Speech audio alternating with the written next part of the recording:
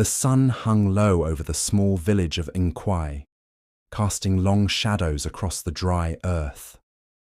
The air was thick with dust, and the scent of sweat and hard labour clung to the faces of the villagers. Nkwai, a village once filled with lush greenery and fertile soil, had fallen on hard times. Droughts had ravaged the land for years, and the villagers now struggled daily to survive. Fields that once flourished with crops now lay barren, and the once bustling market square had become quiet, with only a handful of people coming to trade what little they had. At the heart of the village stood the modest home of Amara, a 16-year-old girl with a heart as strong as the earth beneath her feet. Her house was small, made of clay and straw, and stood in stark contrast to the crumbling walls of many other homes around it. The roof, patched with what materials she could find, leaked whenever it rained, but Amara didn't mind. She had grown used to the constant struggle for survival. Amara's father, Kofi, was a farmer who worked tirelessly from dawn till dusk in a field that had long since stopped producing anything of value. Despite his endless efforts, the soil was unforgiving, and the harvests were meagre.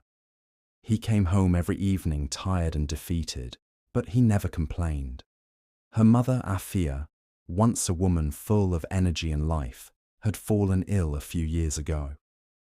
Her sickness had taken a toll on her health, leaving her bedridden for much of the day. Amara was the backbone of the family. As soon as the sun rose, she began her daily chores, fetching water from the well, tending to the small vegetable garden, and taking care of her younger siblings, 2 boys named Kwaku and Kojo. Their laughter filled the small house as they played, unaware of the struggles their mother faced. Amara did her best to keep their spirits up, even when the weight of responsibility threatened to crush her.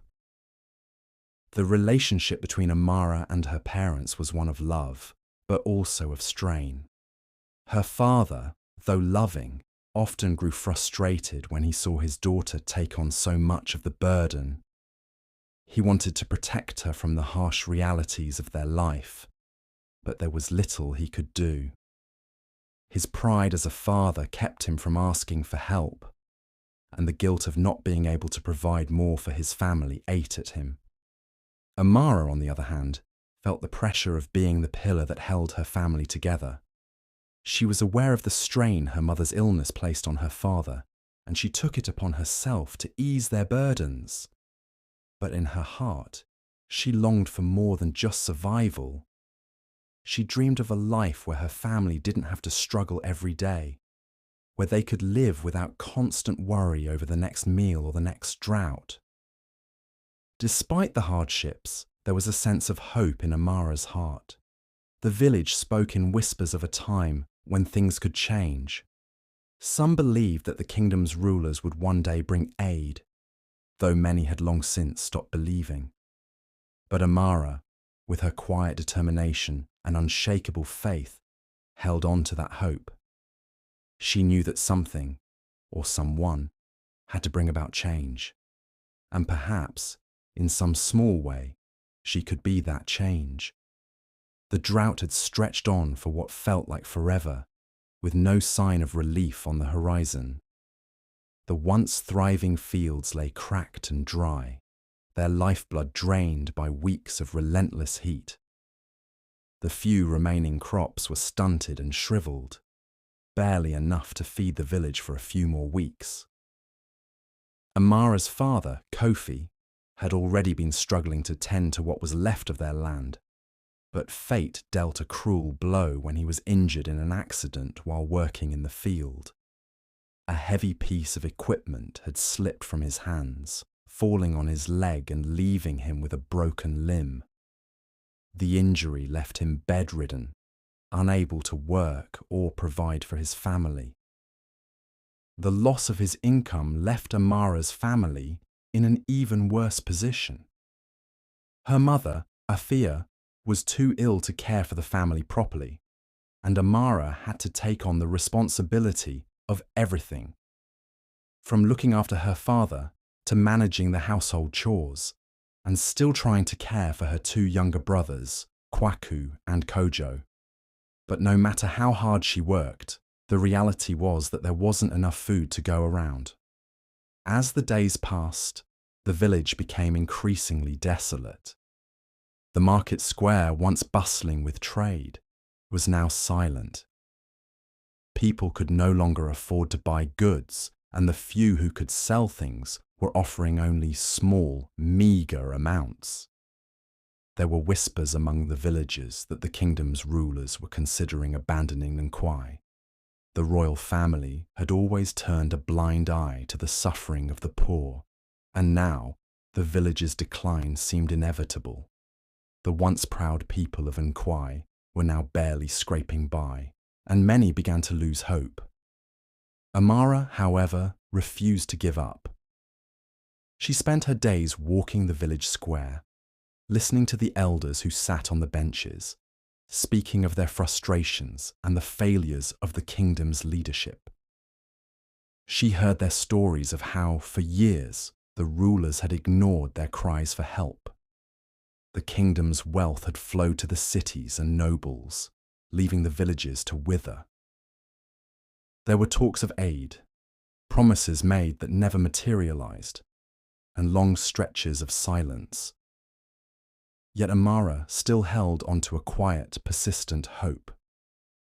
She couldn't accept that this was the end for Nkwai.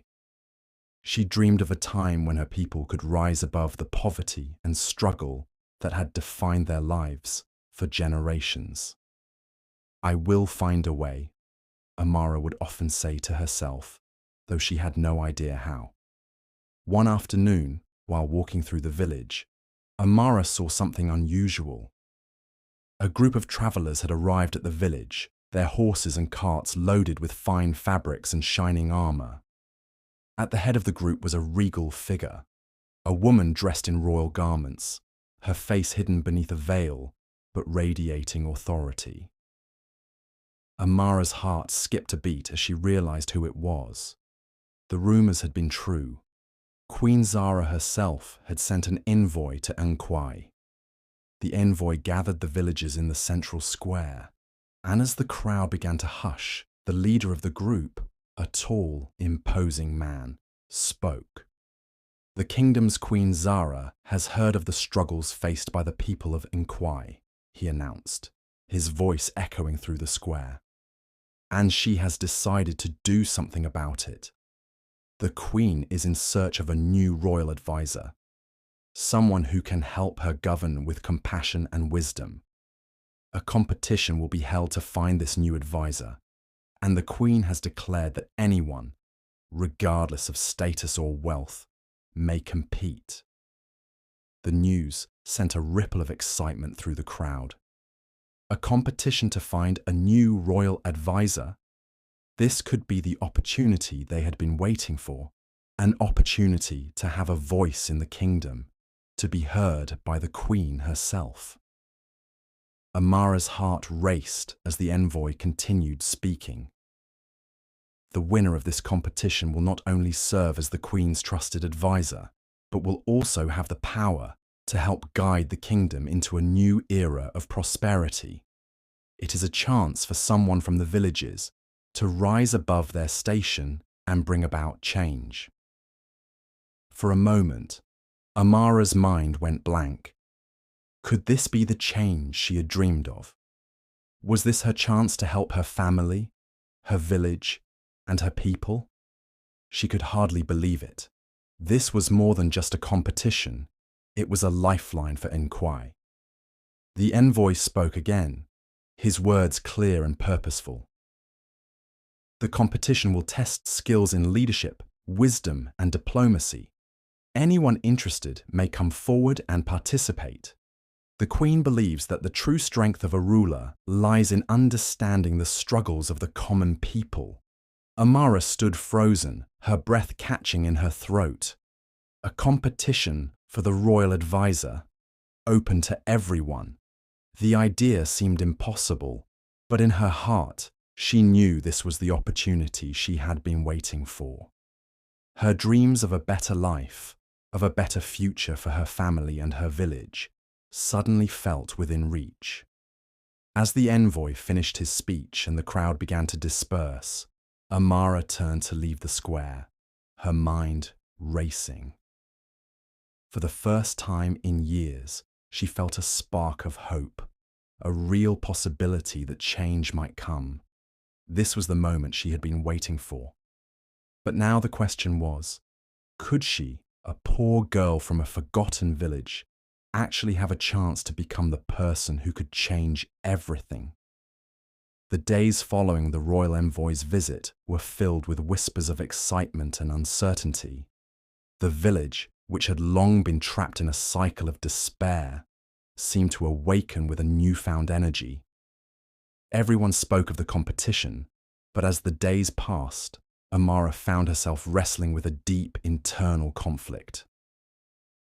On one hand, she knew her family needed her more than ever. Her father's injury had left him unable to work, and though he tried his best to remain positive, the weight of the family's survival rested heavily on Amara's shoulders. Every day, she tended to the chores, looked after her younger brothers, and tried to keep the household running smoothly. Her mother, though loving and wise, had grown weaker with her illness and could no longer contribute much. The burden of caring for the family was squarely on Amara's shoulders, and she felt the weight of it more with each passing day. But then there was the competition.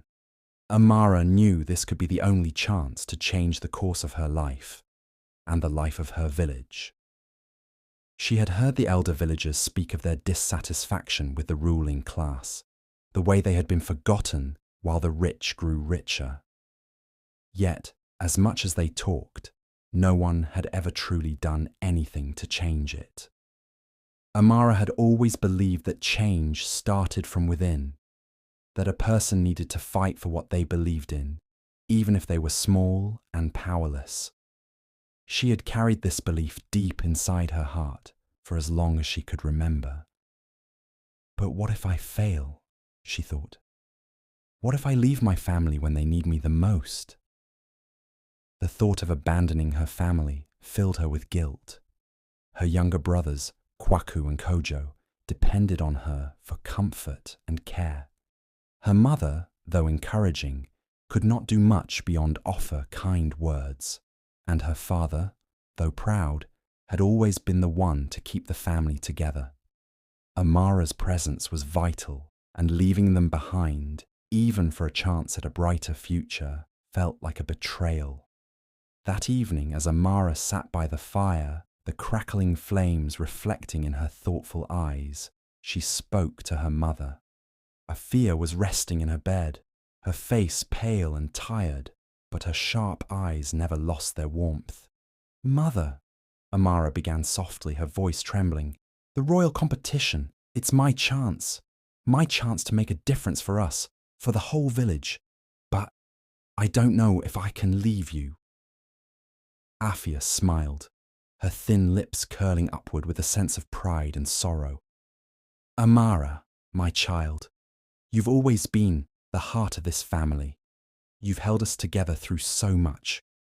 But there comes a time when one must step forward to help others. You have a gift, my dear, a gift of wisdom and strength that this village needs. I won't be here forever, and your brothers will grow. They need to see you take this chance. We need you to take it, not just for us, but for all of Inkwai.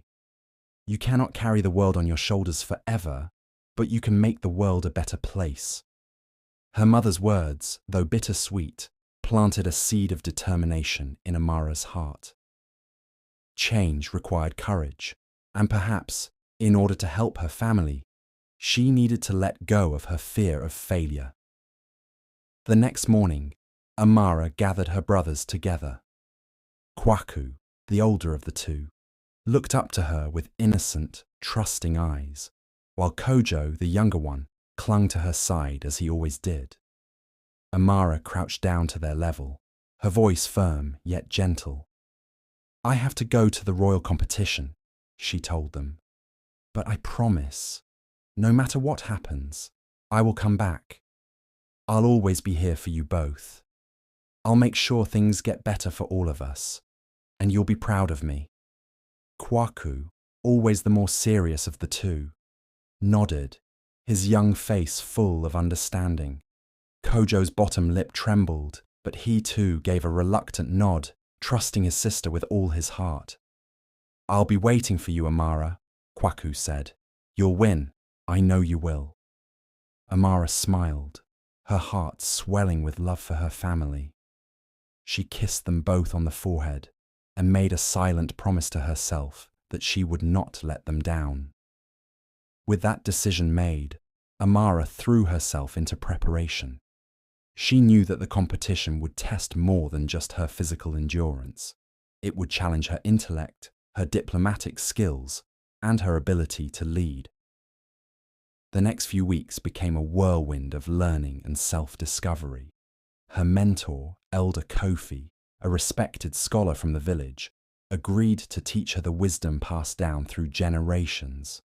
Elder Kofi was a man of great knowledge, his hair as white as the clouds, and his eyes filled with a sharpness that belied his age. Though he had never held a title or position of power, his understanding of leadership and justice was unparalleled. Every day, Amara met with him by the village's great baobab tree. There, they discussed the art of leadership, the importance of wisdom in times of crisis, and the responsibility that came with power. Elder Kofi taught her the stories of the ancient kings and queens who had once ruled their land justly, and he explained the principles of diplomacy and negotiation that could make or break a ruler's reign. It's not enough to simply be kind, Elder Kofi would say. A true leader must also be strong, even when it's difficult. They must listen to their people, understand their suffering, and work tirelessly to create a fair and prosperous kingdom. In the evenings, Amara practiced royal etiquette, standing straight, speaking with clarity, and learning to interact with others in a way that would inspire respect. These lessons felt strange at first. She had never been taught such things in her life. But with each passing day, she began to feel more confident, more capable. As the days went by, Amara's resolve hardened. The village was counting on her. Her family was counting on her. And though the path ahead would be uncertain, she knew that this was a chance she could not pass up. This was her moment to rise, not just for herself, but for the entire village. She would enter the competition, and she would give it everything she had. With Elder Kofi's guidance and her own determination, Amara knew she was ready. The journey to the royal palace was long and arduous. Amara travelled in a caravan with a group of other competitors from various regions. Some were young, some older, and some wore the fine clothes of the wealthy, while others, like Amara, wore simple, humble garments. As the group neared the palace, Amara's excitement grew, but so did her nervousness. She had only ever heard stories of such a grand place. Now it was right in front of her, and she could hardly believe her eyes. The palace loomed on the horizon, an imposing structure of towering white stone walls, adorned with intricate carvings. It sat atop a hill, its golden rooftops glimmering in the sunlight. From a distance, the palace appeared like something out of a dream, a symbol of wealth and power that was so far removed from Amara's life in Nkwai. The streets leading to the palace were lined with lush gardens, fountains, and magnificent sculptures.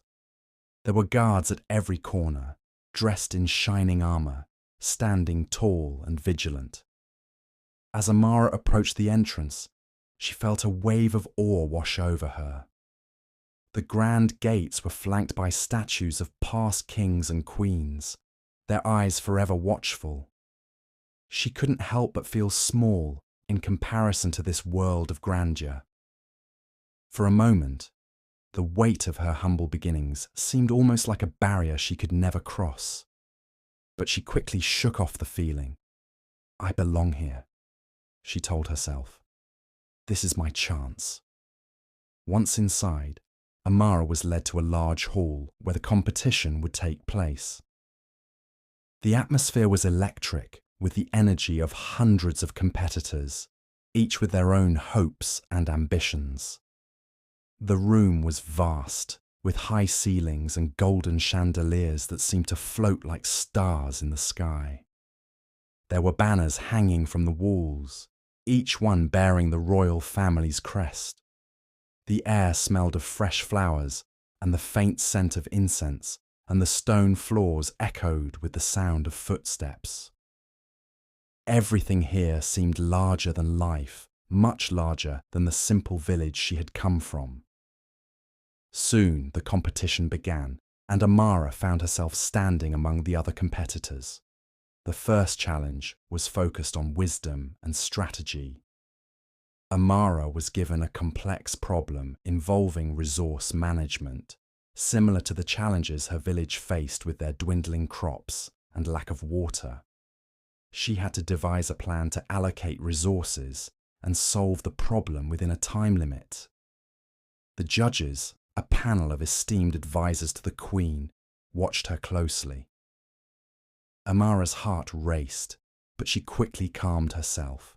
She thought back to her village, how they had managed to survive despite the drought. She presented her solution: a multi-phase plan to prioritize essential needs while using the remaining resources to find new solutions, such as gathering rainwater, trading with nearby villages, and prioritizing the elderly and children.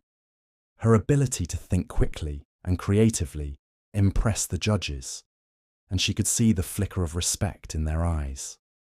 They didn't expect someone like her to have such a sharp mind. Next came the compassion and diplomacy challenge, where Amara had to mediate a conflict between two groups, one of farmers from a nearby region and a group of traders. Both sides had been arguing over land rights and fair trade practices. Amara listened carefully to each side, allowing them to speak freely. When the time came for her to intervene, she spoke with calm and compassion, suggesting a compromise that respected both the needs of the farmers and the traders. She proposed creating a shared market space where both could work together, ensuring fair trade for all. Her diplomacy skills, honed by years of caring for her family and listening to the villagers' struggles, shone through. The groups, once at odds, slowly began to see the merit of her suggestions. Even the judges were impressed by her ability to not only mediate, but to find a solution that valued human connection over personal gain. The next challenge was physical and mental endurance. Amara was tested in ways that pushed her body to its limits, running, climbing, and solving puzzles under time pressure. It was a grueling test of stamina and resolve, one that she felt ill-prepared for at first. But as she pushed herself through each task, determination overtook exhaustion. Her years of hard work in the fields, carrying water, and taking care of her family gave her the strength she needed to persevere. Despite the physical challenges, Amara gained the respect of the other contestants. Her body might not have been as strong as some of the wealthier competitors, but her grit and determination carried her through every obstacle. She was a force to be reckoned with, not just because of her physical endurance, but because she never gave up, no matter how difficult the task became. However, as the competition progressed, Amara found herself in direct conflict with Lady Selina, a noblewoman from a wealthy family. Lady Selina was everything Amara was not: elegant, poised, and dressed in fine silks that shimmered in the sunlight. She had the confidence of someone who had always been surrounded by wealth and privilege. She viewed the competition as little more than a formality, convinced that someone of Amara's humble background would never be able to compete on equal terms. "Don't get too comfortable, peasant," Lady Selina sneered one day as they crossed paths in the hall. "You may have impressed the judges for now, but this competition is for the truly worthy. And we both know that people like you can only dream of ruling." Her words stung, but Amara refused to let them shake her. She'd faced far worse challenges back home, and Lady Selina's contemptuous attitude only fueled her determination. With every challenge, Amara outsmarted her rival, demonstrating not just intelligence and strength, but the heart and humility that Lady Selina lacked. The rivalry between them grew tense, but it only served to push Amara further, solidifying her resolve. She had come too far to let anyone, especially someone like Lady Selina, stand in her way. As the competition neared its final stages, Amara knew one thing for certain. She was not just competing for herself. She was competing for her family, her village, and the future of her people. And she would fight with everything she had. As the competition neared its final stage, anticipation filled the grand hall of the palace.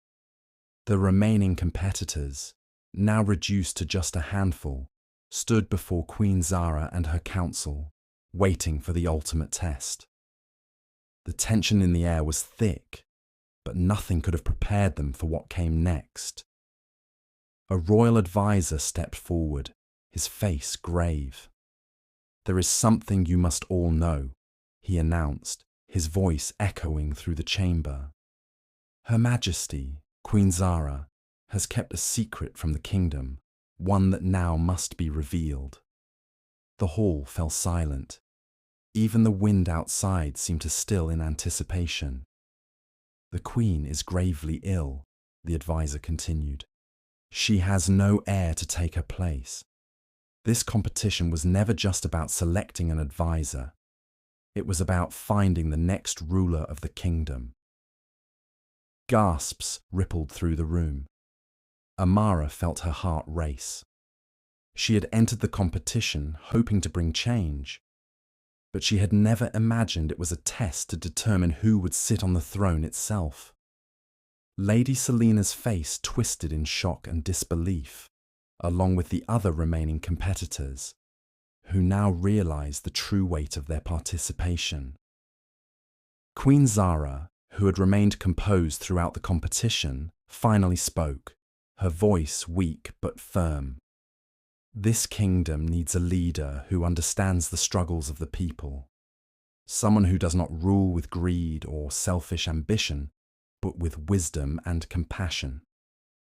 I have watched each of you closely, and now you will face the final test." For the last challenge, each competitor was given a pressing issue facing the kingdom: poverty, trade disputes, and economic instability. They were asked to propose a solution that could change the fate of the people forever. When it was Amara's turn, she stepped forward, her hands steady despite the weight of responsibility. She spoke of reforms that would ensure fair land distribution, better trade policies that would prevent exploitation, and the creation of a system where even the poorest could thrive. She emphasized the need for unity between the rich and poor, for wisdom to guide power, and for compassion to fuel leadership. Her words struck deep. The council murmured in approval. The Queen's eyes softened, and the people watching from the balconies began whispering amongst themselves. At that moment, it became clear. Amara was not just a competitor. She was the leader they had been waiting for. As the final test concluded, a hush fell over the palace. Queen Zara, whose health had deteriorated further, turned to Amara with a look of admiration in her eyes. The young girl, so humble and earnest, had impressed not only the royal advisors, but also the people who had watched her rise through the competition. "Amara," the Queen spoke, her voice fragile but resolute. You possess the wisdom, courage, and compassion this kingdom needs. You have shown a depth of understanding far beyond your years, and I believe you are the one who can lead this kingdom into a new era. The room fell silent in shock. No one had expected this, least of all Amara, who had come to the competition hoping to become a royal advisor, not the ruler herself. The weight of the Queen's words settled on her shoulders like a heavy cloak. The realization that she was being asked to take the throne was overwhelming. She had always been just a girl from a poor village, and now she was being offered the ultimate position of power. Amara hesitated, her heart torn. She had never imagined such a path for herself, nor could she fathom the responsibility that would come with ruling a kingdom. But as she looked to Elder Kofi, who stood nearby with a proud, encouraging smile, she saw the wisdom in his eyes. She thought of her family, her village, and the struggles they had endured. "I accept," Amara said, her voice steady despite the whirlwind of emotions inside her. "I will take the throne." The coronation was swift.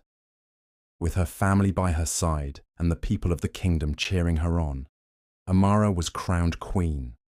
Her first decree was simple yet profound: to introduce reforms that would uplift the poor, provide education for all, and ensure healthcare was accessible to every citizen.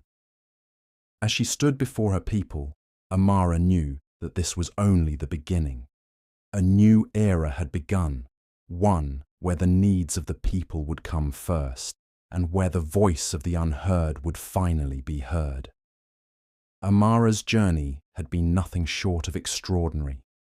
From the humble beginnings of a poor village, burdened by the weight of responsibility for her family and community, she had transformed into a powerful queen who would forever change the course of her kingdom's future. But despite her newfound power, Amara never lost sight of who she was. She remained the same kind-hearted girl who had dreamed of a better life not just for herself, but for everyone. Her experiences had shaped her into a ruler who led with wisdom, compassion, and strength, always mindful of the struggles of the poor and the vulnerable. Her rise to the throne did not change her. It only magnified her desire to help others. She never forgot the long days working in the fields, or the pain of seeing her family struggle, and that empathy became the foundation of her reign. Under Amara's leadership, the kingdom flourished. The reforms she enacted brought about real change. Education became accessible to all. Healthcare reached even the most remote villages, and wealth was distributed more fairly. Her actions proved that greatness is not defined by one's birth, but by the heart and the choices one makes. Amara's legacy became a beacon of hope for all. People from every walk of life saw in her a reminder that anyone, no matter their background, could rise to greatness through determination, kindness, and a willingness to fight for justice. Her reign marked the dawn of a new era, a legacy of resilience, compassion, and belief in the power of the people.